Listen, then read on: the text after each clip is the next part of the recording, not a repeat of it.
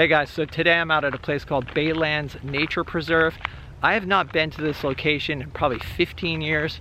This is another one of the locations that I painted out when I first started plein air painting. As I've talked about, when I first started, I didn't really know where to go. But somewhere I learned that there was a painting group that would meet out here like once a week. And so I came out and painted with them. Sadly, they weren't that welcoming, unfortunately, and so I only painted with them like twice and never came back. But I did a painting that I thought was really nice. It's kind of not typical for me, like these sort of marshlands or whatever. Yeah, there's a lot going on. Yeah. But this right here, actually, this view right here, I recognize the trees and the, you know, the reflection in the water, except it's lower water now. The tide is actually coming in, so this scene is going to get better. I like this area too, this like kind of seating area. Did you see the pelicans? I saw those. Super cool. It's gorgeous here, right? But this spot right here looks like a good place to set up, and then I like the reflection of those trees. I might do that scene again. Yeah, there's a lot of area, a lot of variety too. It's like a gem. It's a hidden gem. It's a hidden gem, yeah. All right, so my mom decided to join me out here today. She's gonna go look around in that direction. All right, so I'm gonna actually do a scene this way. There's distant mountains there, and then the reflected sky in the water. Kind of making up my own composition. I kind of want to have the greenery in the water heading in this direction, but notice how, because the mountains are sloping off this way, it kind of runs all the energy straight off the left-hand side. So what I might do is reverse this and peak the mountain over here so that there's kind of those, like maybe the eye will come this way and then down the mountain that way. Now I've switched it up and I put the peak of the mountain here, and then I also added some clouds. So now the direction of the energy kind of goes this way, and then it can kind of go down this way, and then there'll be the clouds in the sky. I don't know if you can see that. There's just like one cloud, but I like how that's kind of a bright spot. I'm also attracted to the glare on the water in the distance right under the mountain. That appears to be the brightest spot.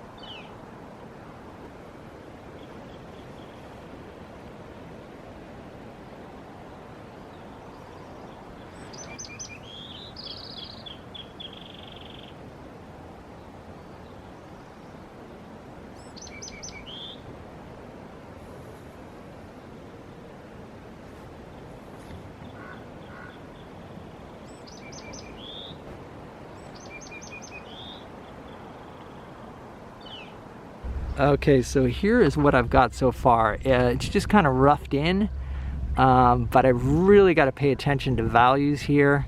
The distant mountains are super light, but I need to make them dark enough so that the clouds and then the bright spot on the water, you know, reads as really bright light. But I think overall I like the shapes. I've debated whether to put some of the foreground, but I kind of like that, and how this little bit of land goes out like that, and you can kind of see that right there. But these shapes here are more or less just kind of invented. I like having little bits of water that kind of lead the eye in this direction, like I said, and then up the mountain towards the light here, maybe towards the cloud. But it seems pretty balanced, so now I'm just gonna try to really pay attention to the values and see what I can do. So which one did you do today? This right here. With the boogie board, and he's got all kinds of junk here. Oh, it's like his bag. I like that, like the hat and the shoulder and the bag. It's like really nice. This needs a lot of work. Well, but see, you could always focus it on just that top half. Looks really good. There's something really nice about these shapes in here. Cool. Yeah, it looks good. Something about body parts are hard for me. You're working off your phone, right? A photograph? Yeah. Sometimes like look for the shadow that's cast by the person, because then it suggests that they're actually on a surface. Okay. So that's something to play with. Cool.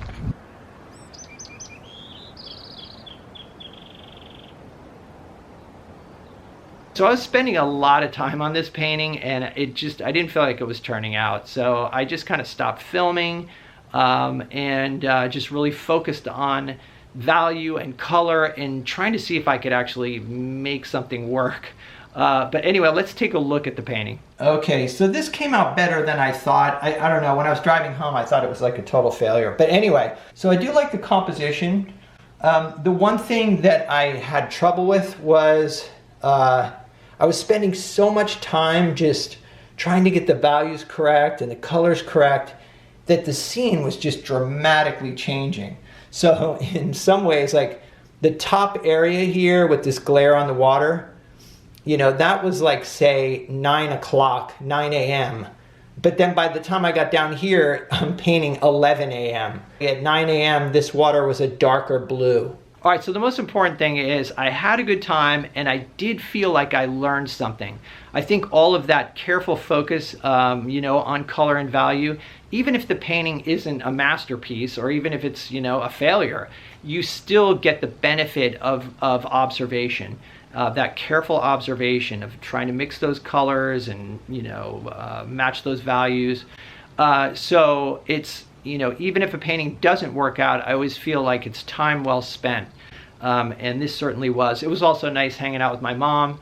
She had a great time out there too. So the one thing that I noticed, and I'll insert a clip here, is, you know, a lot of times when you're mixing greens, especially in nature, you need a nice warm green.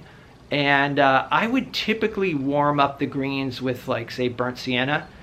But today I was experimenting with putting alizarin crimson, and it just... Anyway, let's look at the clip.